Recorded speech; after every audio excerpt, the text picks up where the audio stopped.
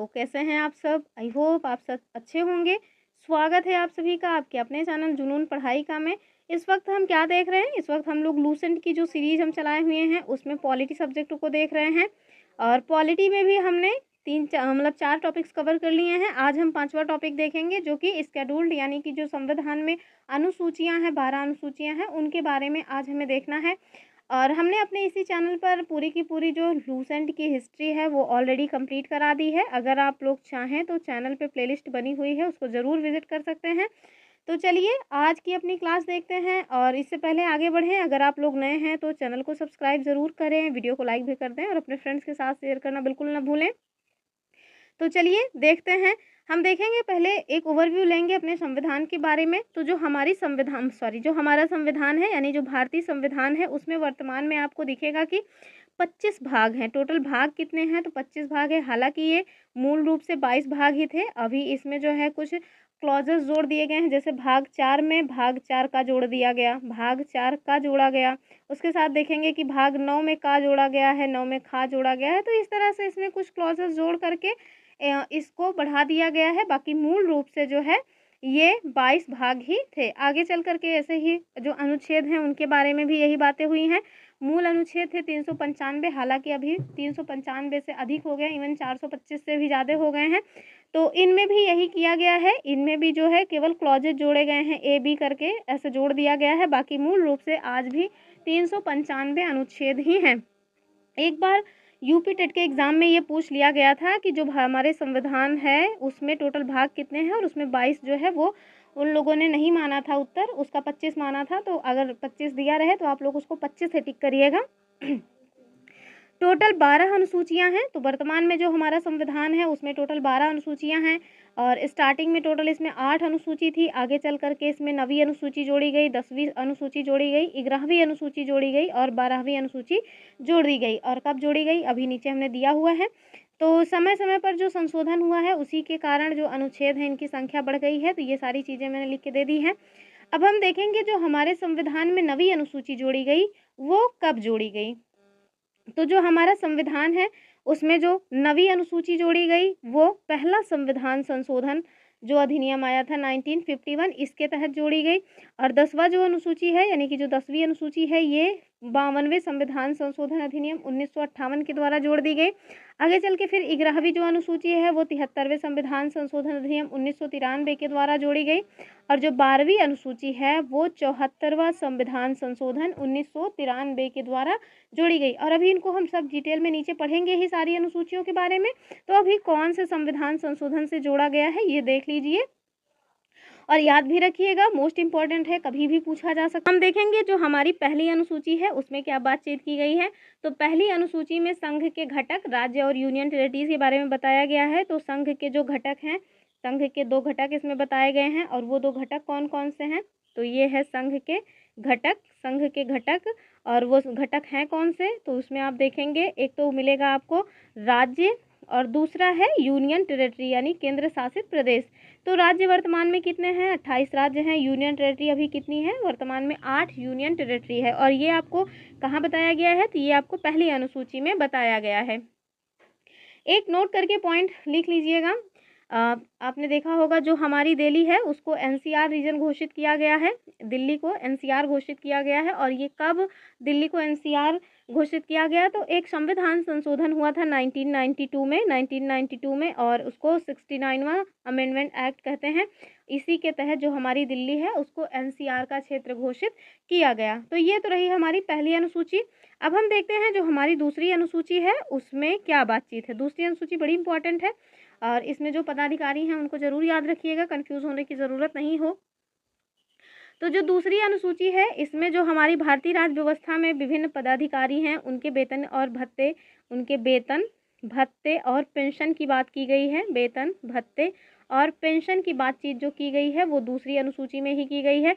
तो हम देख लेते हैं वो कौन कौन से पदाधिकारी हैं जिनको इसमें शामिल किया गया है। तो एक सेकेंड देखते हैं फिर।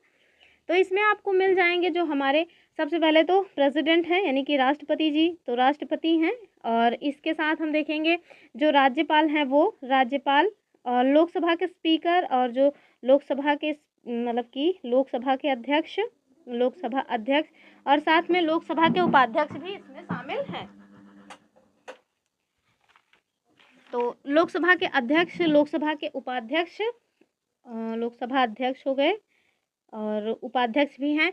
और इसके साथ साथ आप देखेंगे कि जो विधान परिषद है उनके सभापति और उपसभापति, और इसके साथ जो हाई कोर्ट और सुप्रीम कोर्ट के न्यायाधीश हैं, न्यायाधीश, और इसी के साथ साथ जो हमारे सीएजी हैं, सीएजी, इनके भी वेतन भत्ते और पेंशन के बारे में जो प्रावधान है वो कहाँ किया गया है, तो ये सेकंड शेड्यूल्ड यानी कि दूसरी अनुसूची में किया गया है। तो पहले में क्या था, पहले में तो हमारे राज्य और केंद्र शासित प्रदेश थे, दूसरे में वेतन भत्ते के बारे में बात की गई है। अब हम देखेंगे जो हमारी तीसरी अनुसूची है वो कैसे है। तो तीसरी अनुसूची में 3 कस्में हैं 3 कस्में, दैट मीन्स ये एक ट्रिक है, कस्में मतलब शपथ। तो तीसरी जो अनुसूची है इसमें हम देखेंगे कि शपथ के बारे में प्रावधान किया गया है। शपथ जो विभिन्न पदाधिकारी हैं उनकी शपथ का प्रावधान किया गया है, और उन पदाधिकारियों में कौन कौन आएगा तो ये भी देख लेते हैं। तो इसमें जैसे हमारे मंत्री हो गए, मंत्री हो गए, और हाई कोर्ट और जो सुप्रीम कोर्ट है इसके जो न्यायाधीश हैं, इन लोगों के शपथ के बारे में यहाँ बताया गया है। एक बात ध्यान रखना है कि यहाँ पे आपको ना तो प्रेसिडेंट के बारे में यानी कि ना तो राज्यपाल के शपथ के बारे में बताया गया है, और ना ही तो राष्ट्रपति के शपथ के बारे में यहाँ बताया गया। तो इसमें जो है आपको प्रेसिडेंट, दोनों ही प्रेसिडेंट कहा जाते हैं, फिर चाहे वो राज्यपाल हो चाहे वो राष्ट्रपति हो। तो प्रेसिडेंट की जो शपथ है उसके बारे में प्रावधान तीसरी अनुसूची में नहीं है, और यही ऑप्शन दे करके हम लोगों को फंसा दिया जाता है, तो इसको याद रखना है। अब हम देखते हैं, इन लोगों ने 3 कसम खा ली, अब हम देखते हैं चौथी अनुसूची में क्या है। तो चौथी अनुसूची में कोई खास बात नहीं है। चौथी अनुसूची में जो हमारी चौथी अनुसूची है उसमें बताया गया है जो विभिन्न राज्य और संघीय क्षेत्र हैं उनमें राज्यसभा का जो प्रतिनिधित्व है वो कैसे होगा। तो राज्यसभा में इनका प्रतिनिधित्व कैसे होगा यही यहाँ पे बताया गया है। राज्यसभा में प्रतिनिधित्व के बारे में यहाँ आपको मिल जाएगा। और आगे देखते हैं जो हमारी 5वीं अनुसूची है। तो जो हमारी 5वीं अनुसूची है उसमें आपको क्या मिलेगा, तो इसमें जो अनुसूचित क्षेत्र और अनुसूचित जनजाति हैं इनके प्रशासन और नियंत्रण के बारे में प्रावधान किया गया है। तो अनुसूचित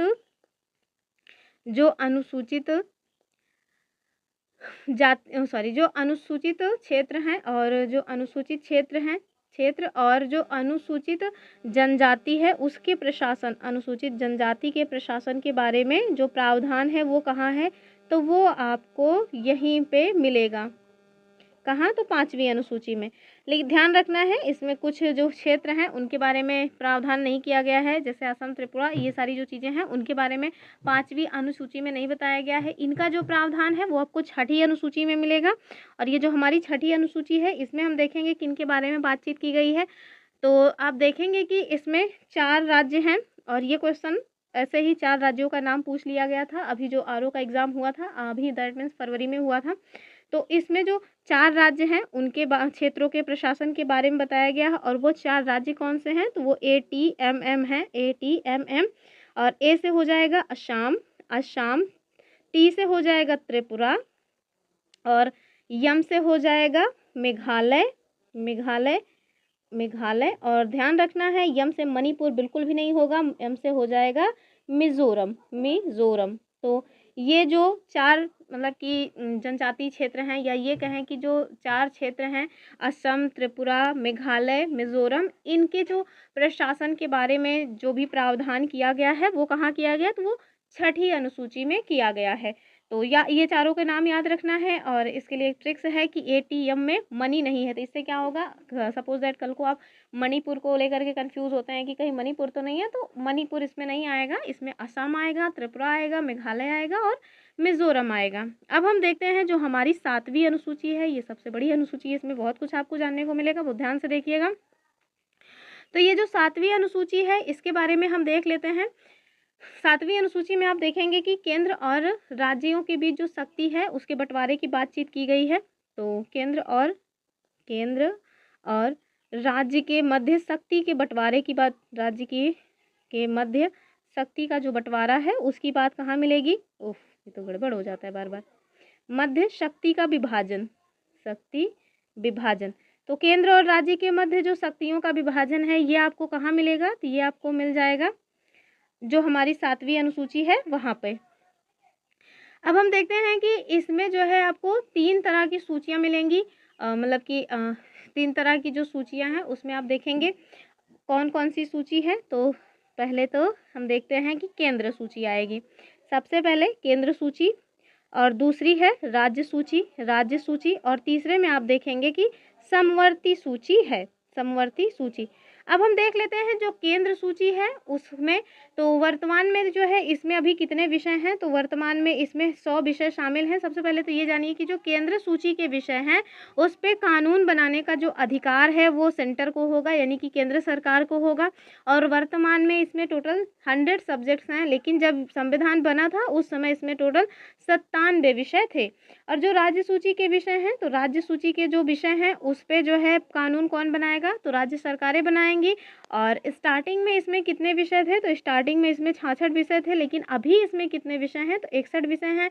ये 5 कहाँ गए, तो इन 5 को आगे चल करके एक संविधान मतलब कि एक संविधान संशोधन हुआ। कौन सा संशोधन था, तो वो था 42वां अमेंडमेंट एक्ट 1976, इंदिरा गांधी जी के टाइम पे हुआ था। और इसमें 5 विषय जिसमें आप देखेंगे शिक्षा हो गया, शिक्षा, वन हो गया, वन, माप तौल, और ये डायरेक्ट क्वेश्चन पूछा जाता है, इसी वजह से बता रहे हैं, ये चीज़ लूसेंट में नहीं दी थी, मैंने एक्स्ट्रा पॉइंट अपनी तरफ से ऐड किया है। और जो वन्य जीवों का संरक्षण है, वन्य जीव और पक्षियों का संरक्षण, इसके साथ साथ न्याय और प्रशासन, तो ये 5 सब्जेक्ट जो हैं वो राज्य सूची के से मतलब कि निकाल करके इनको समवर्ती सूची में ऐड कर दिया गया। कब, तो 42वां जो संविधान संशोधन हुआ था उस टाइम पे। तो अभी जो राज्य सूची के टोटल विषय हैं वो 61 हो गए हैं, जबकि पहले ये 66 थे। और ये 5 कहाँ गायब हुए, तो 5 आ गए समवर्ती सूची में। अब समवर्ती सूची कर रहे हैं तो देख लेते हैं समवर्ती सूची क्या है। तो जो समवर्ती सूची है इसमें आप देखेंगे कि जो कानून बनाने की शक्ति है वो राज्य सरकार और केंद्र सरकार दोनों के ही पास है। लेकिन जब भी कोई विवाद होगा तो जो केंद्र सरकार के द्वारा बनाया गया कानून है वही प्रभावी होगा, राज्य सरकार का जो कानून है वो वहीं से रद्द हो जाएगा। वर्तमान में मतलब जो समवर्ती सूची है इसमें कितने विषय हैं, तो अभी इसमें 52 विषय हैं, जबकि जब संविधान बना था तो इसमें 47 विषय थे। तो अब हम देख लेते हैं कि ये जो इतनी देर से केंद्र सूची और राज्य सूची कर रहे हैं तो केंद्र सूची के कुछ विषयों को देख लेते हैं। जैसे इसमें आप देखेंगे कि कौन कौन आ जाएगा, तो एक सेकेंड, केंद्र सूची में आप देखें 2-4 चीज़ें ही बता दे रहे हैं। अब 100 विषय हैं तो 100 के 100 तो यहाँ नहीं बताए जाएंगे, उसके लिए आप लक्ष्मीकांत पढ़िए क्योंकि लूसेंट में भी नहीं दिया हुआ है। तो इसमें आप देखेंगे जैसे देश की प्रतिरक्षा है, लेकिन हाँ लक्ष्मीकांत में सब दिया हुआ है, लेकिन 100 के 100 आप याद करके करेंगे क्या। देश की प्रतिरक्षा हो गया, परमाणु मतलब कि परमाणु बम से रिलेटेड जो भी परमाणु हथियार वगैरह बनाने से रिलेटेड जो भी शक्तियाँ हैं ये किसके पास है, तो ये हमारी केंद्र सरकार के पास है। विदेशी मामले जो मतलब कि फॉरेन अफेयर्स हैं ये, और युद्ध और शांति, ये सारी चीज़ें आपको कहाँ मिलेंगी, युद्ध शांति हो गया, ये सब आपको मतलब कि केंद्र सरकार के द्वारा कानून इस पर बनाया जाएगा, यानी कि केंद्र सूची के विषय में मिल जाएंगे। राज्य सूची के विषयों में, तो राज्य सूची के विषयों में आपको जैसे पुलिस हो गया, पुलिस जो है ये राज्य सूची का विषय है। प्रॉपर्टी यानी कि जो मतलब कि क्या बोलते हैं, ज़मीन वगैरह की जो भी बातें हैं, जिसको जैसे कि एग्रीकल्चर है, तो जो कृषि वाला मामला है ये आपको कहाँ मिलेगा, तो राज्य सूची का विषय है। इस पे कानून राज्य सरकार बनाएगी। जो जन स्वास्थ्य है, जन स्वास्थ्य, इस पे भी जो भी कानून बनाना होगा वो राज्य सरकार बनाएगी। इसी के साथ साथ आप देखेंगे कि जो न्याय विभाग है और जो राज्य के अंदर होने वाला व्यापार है, जेल है, स्थानीय प्रशासन यानी कि मतलब पंचायती राज, तो इन सब से रिलेटेड जो भी चीज़ें होंगी उस पे कानून मतलब किसके द्वारा बनाया जाएगा, तो राज्य सरकार के द्वारा बनाया जाएगा। समवर्ती सूची में मैंने 5 विषय बता ही दिए आपको कि उन्हें ऐड किया गया था। और इसके साथ साथ आप दीवानी और फौजदारी कानून प्रक्रिया, विवाह, तलाक, शिक्षा, आर्थिक नियोजन, बिजली, समाचार पत्र, श्रमिक संघ, वन आदि, ये सारी जो चीज़ें हैं वो कहाँ पे आ जाती हैं, तो वो समवर्ती सूची में आ जाती हैं। एक और सूची होती है वो यहाँ पे उसके बारे में नहीं बताया गया है, आप अपनी जानकारी के लिए मतलब कि याद रखिए कि मतलब कि अवशिष्ट उसको ना अवशिष्ट सूची बोलते हैं। और वो जो अवशिष्ट सूची है वो कहाँ से आ गई, तो ऐसे बहुत से विषय होते हैं जिन्हें ना तो केंद्र सरकार की जो सूची बनी है उसमें जगह मिली है, ना राज्य सूची में, ना ही तो समवर्ती सूची में। तो जो ऐसे विषय हैं जिनको इन तीनों ही सूचियों में जगह नहीं मिली है उन्हें कहाँ रखा जाएगा? तो उन्हें जो है हमारे अवशिष्ट विषय यानी अवशिष्ट सूची में रख दिया जाएगा और उस पे जो कानून बनाने का हक होगा या अधिकार होगा वो किनके पास होगा? तो केंद्र सरकार के पास होगा। और अवशिष्ट सूची के विषयों पर कानून बनाने का जो अधिकार है वो केंद्र के पास होगा। ये जो प्रावधान है ये हमने अपने संविधान में कहाँ से लिया है?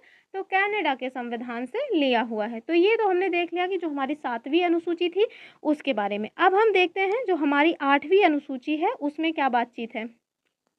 तो 8वीं अनुसूची में कुछ खास नहीं, 8वीं अनुसूची में मतलब कि भाषाओं के बारे में बात किया गया है कि जो हमारा संविधान है उसमें जब हमारा संविधान बना था उस टाइम से मूल रूप से इसमें टोटल 14 भाषाएं थी जिनको जो है दर्जा मिला हुआ था मतलब कि हमारे संविधान में।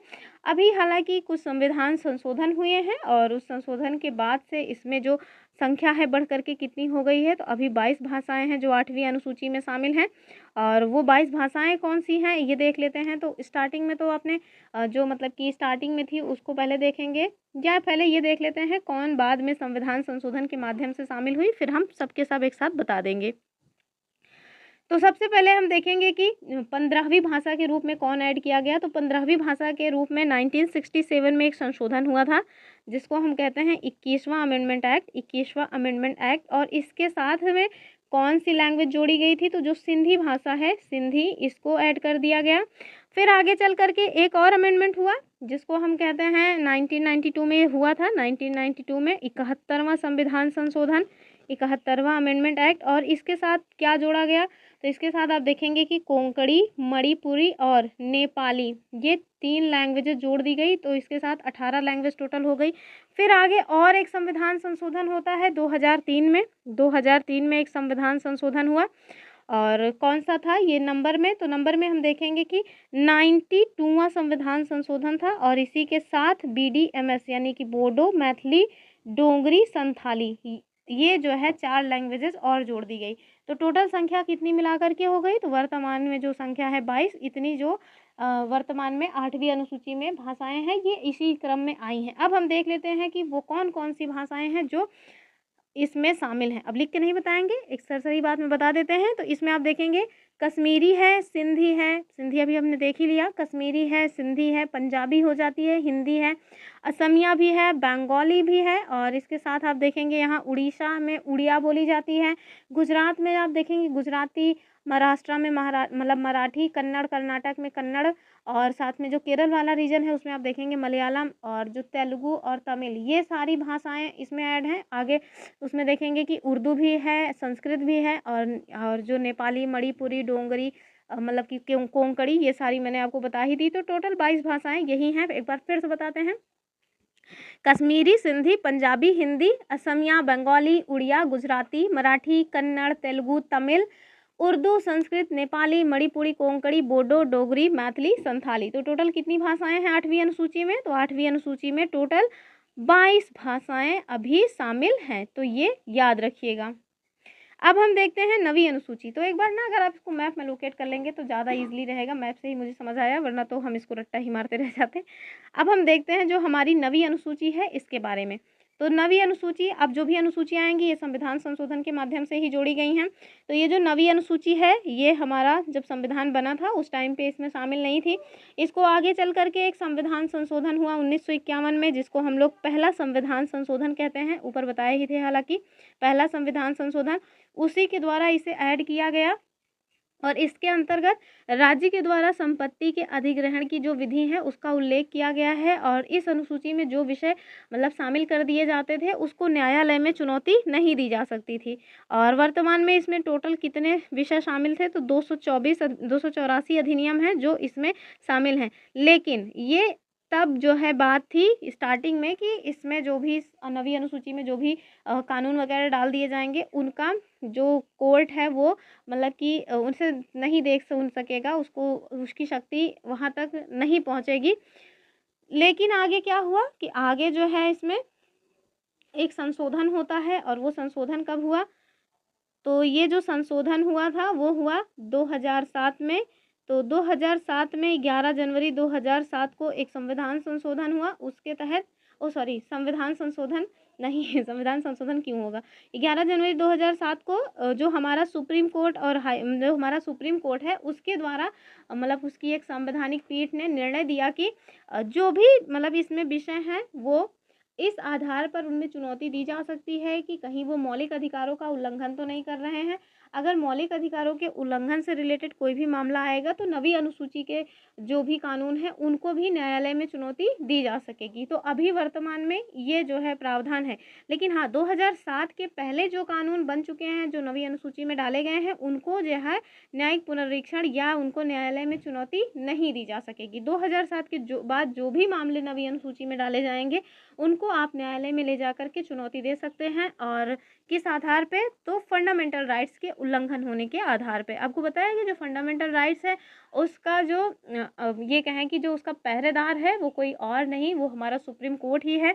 आगे हम देखते हैं जो मतलब कि 10वीं अनुसूची आई, तो 10वीं अनुसूची को भी संविधान संशोधन के माध्यम से ही जोड़ा गया था। अभी हमने बताया कि जो 52वां संविधान संशोधन हुआ था, कब हुआ था? तो मतलब कि 1985 में हुआ। तो 52वां संविधान संशोधन 1985 में हुआ और इसमें जो अनुसूची जोड़ी गई उसका नाम क्या है 10वीं अनुसूची का? तो उसका नाम है दल बदल। तो दल बदल से रिलेटेड जो भी कानून है उसको 10वीं अनुसूची में जोड़ा गया। और होता क्या था कि मतलब इसमें क्या प्रावधान है? इसमें प्रावधान है कि अगर सपोज दैट आपने आज मतलब कि ए जो है पार्टी से चुनाव जीता, ए पार्टी से चुनाव जीता, तो कल को आप बी पार्टी को ज्वाइन नहीं करेंगे। अगर आप बी पार्टी को ज्वाइन कर लेते हैं तो आपकी जो सदस्यता है वो रद्द हो जाएगी। तो ये जो आया राम गया राम वाली राजनीति खूब चल रही थी उस टाइम पे, मतलब कि 1980 के दौर में 80 मतलब 1980-82 के दौर में बहुत ज़्यादा ये राजनीति चल रही थी। तो इससे क्या होता था? इससे जो सरकारें हैं वो गिर जाती थी। अब अगर मतलब कि आपने समर्थन वापस कर लिया तो जाहिर सी बात है सरकार गिर ही जाएगी, क्योंकि उसको बहुमत में होना तो ज़रूरी ही है, फिर चाहे वो मिलके सरकार बने या फिर सिंगल, लेकिन बहुमत तो होना ही चाहिए।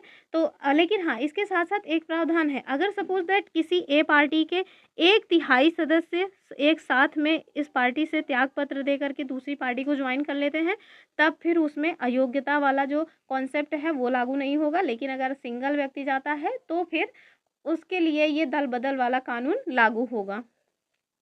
अब हम देखते हैं 11वीं अनुसूची। ये जो 11वीं अनुसूची है इसके बारे में अब हमें देखना है।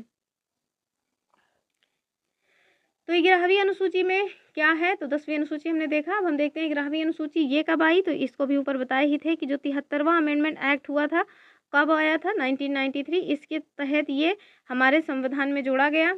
और इसमें रिलेटेड क्या है? तो ये पंचायती राज संस्थाओं को कार्य करने के लिए मतलब इसमें 29 सब्जेक्ट्स प्रदान किए गए हैं, यानी कि 29 विषय प्रदान किए गए हैं। ये क्वेश्चन कई बार हमारे पीसीएस एग्जाम में पूछा गया है और उत्तर प्रदेश के टीचिंग एग्जाम्स में पूछा गया है। तो ये वाला बहुत इंपॉर्टेंट है कि 11वीं अनुसूची में टोटल कितने विषय हैं? तो 11वीं अनुसूची में पंचायती राज को टोटल 29 विषय सौंपे गए हैं। अब हम देखते हैं 12वीं अनुसूची। तो ये तो मतलब 11वीं अनुसूची पंचायती राज से रिलेटेड है और जो 12वीं अनुसूची है ये नगर पालिका से रिलेटेड है। तो जो नगर पंचायत या नगर पालिका है इससे रिलेटेड है 12वीं अनुसूची। और इसमें आप देखेंगे कि कितने जो है सब्जेक्ट्स या कितने विषय प्रदान किए गए हैं। तो इनको टोटल 18 विषय प्रदान किए गए हैं, 18 विषय। तो 29 विषय मतलब कि पंचायती राज को प्रदान किए गए हैं, जबकि 18 विषय किसको प्रदान किए गए हैं? तो नगर पालिका को प्रदान किए गए हैं। तो ये टोटल 12वीं अनुसूची मतलब कि 12वीं अनुसूची भी खत्म हो गई। तो हमने देख लिया कि टोटल कितनी अनुसूचियाँ थी, 12वीं मतलब 12 अनुसूची थी। अब हम एक बार एक सरसरी निगाह में देख लेते हैं कि कौन सी अनुसूची में क्या है। तो जो हमारी पहली अनुसूची है उसमें क्या है? पहली अनुसूची में है संघ और उसके राज्य, सॉरी वो तो भाग 1 में हो जाएगा। पहली अनुसूची में क्या है? तो पहली अनुसूची में आप देखेंगे भारतीय संघ और उसके जो मतलब कि केंद्र शासित प्रदेश हैं उनके बारे में बताया गया है। जो दूसरी अनुसूची है उसमें क्या है? दूसरी अनुसूची में वेतन, पेंशन और जो भत्ते हैं उनसे रिलेटेड है। जबकि जो तीसरी अनुसूची है उसमें शपथ का प्रावधान है। चौथी अनुसूची में क्या है? तो चौथी अनुसूची में राज्यसभा में प्रतिनिधित्व बताया गया है। 5वीं अनुसूची तो विभिन्न अनुसूचित क्षेत्र और अनुसूचित जनजाति के प्रशासन और नियंत्रण के बारे में उल्लेख है। जबकि जो छठी अनुसूची है उसमें क्या है? तो छठी अनुसूची में आपको मिल जाएगा मतलब कि जो असम, मेघालय, त्रिपुरा और मिजोरम राज्य है इनके क्षेत्रों का जो प्रशासन है उसके बारे में प्रावधान है। 7वीं अनुसूची में राज्य सरकार, केंद्र सरकार और समवर्ती सूची के बारे में बातचीत की गई है। और 8वीं अनुसूची में आप देखेंगे कि 22 भाषाओं का उल्लेख है। जबकि 9वीं अनुसूची में, तो 9वीं अनुसूची जो है उसमें अगर कोई भी मामला शामिल हो जाता है तो आप उसको मतलब कि न्यायालय में चुनौती नहीं दे सकते थे। इस वजह से 9वीं अनुसूची जोड़ी गई थी। हालाँकि अभी वर्तमान में स्थिति उलट हो गई है और 10वीं अनुसूची दल-बदल से रिलेटेड है, जबकि जो 11वीं अनुसूची है वो पंचायती राज से रिलेटेड है और जो 12वीं अनुसूची है वो नगर पालिका से रिलेटेड है। तो ऐसे 2-4 बार याद कर लीजिएगा सरसरी निगाह में, तो ये याद हो जाएगा और थोड़ा 2-4 बार पढ़ लेंगे तो इतना टफ नहीं है, याद हो जाता है। और लोग बहुत ज़्यादा मतलब कि ट्रिक्स वगैरह बनाते रहते हैं। हर बात का ट्रिक्स बताना मेरे समझ में थोड़ा कम आता है, मैं ट्रिक्स भूल भी जाती हूँ, इस वजह से ट्रिक्स पे थोड़ा भरोसा मेरा कम है। 2-4 बार पढ़िए, याद हो जाता है। अब 2-4 बार ऐसे ही याद करिए ना कि मतलब कि पहली अनुसूची में क्या है, तो पहली अनुसूची में राज्य और केंद्र शासित प्रदेश है। दूसरे में क्या है, दूसरे में आपको मिल जाएगा कि उनके वेतन भत्ते की बात की गई है। तीसरी अनुसूची में 3 कस्मों की बात की गई है, दैट मीन्स शपथ की बात की गई है। चौथी अनुसूची में राज्यसभा की जो सीटें हैं उसका मतलब कि कैसे उनका प्रतिनिधित्व होगा, इसकी बात की गई है। 5वीं, 6ठी अनुसूचित जाति से ही मतलब कि अनुसूचित जाति जनजाति जो क्षेत्र हैं उनसे ही रिलेटेड है, बशर्ते 5वीं में जो है असम, मेघालय, त्रिपुरा, मिज़ोरम को छोड़ कर के बात की गई है और फिर 6ठी में इन्हीं की बात की गई है। 7वीं में 3 सूचियाँ बनी हैं, तो ऐसे-ऐसे करके याद कर लीजिए, याद हो जाता है। तो चलिए ये रही आज की अपनी क्लास। आई होप आप लोगों को पसंद आई होगी। मैंने बहुत डिटेल में बताने की कोशिश की है, फिर भी अगर कोई ह्यूमन एरर रह गई हो तो उसके लिए आई एम सॉरी, आप उसको कमेंट कर सकते हैं। और अगर आपके कोई सुझाव हैं कि मैम क्लास में इस तरह से कुछ कराइए, तो आपके लिए कमेंट बॉक्स ओपन है, आप उसमें कमेंट कर सकते हैं, मैं उस पे ज़रूर ध्यान दूँगी। और आप लोगों ने देखा इसके लिए आप सभी को थैंक्स और लाइक, शेयर और सब्सक्राइब करना बिल्कुल मत भूलिएगा चैनल को। तो चलिए फिर मिलेंगे अपनी नेक्स्ट वीडियो में। तब तक के लिए आप सभी खुश रहें, मस्त रहें, अपनी पढ़ाई-लिखाई करते रहें और मेरे चैनल को लाइक, शेयर करना बिल्कुल ना भूलें। Bye bye.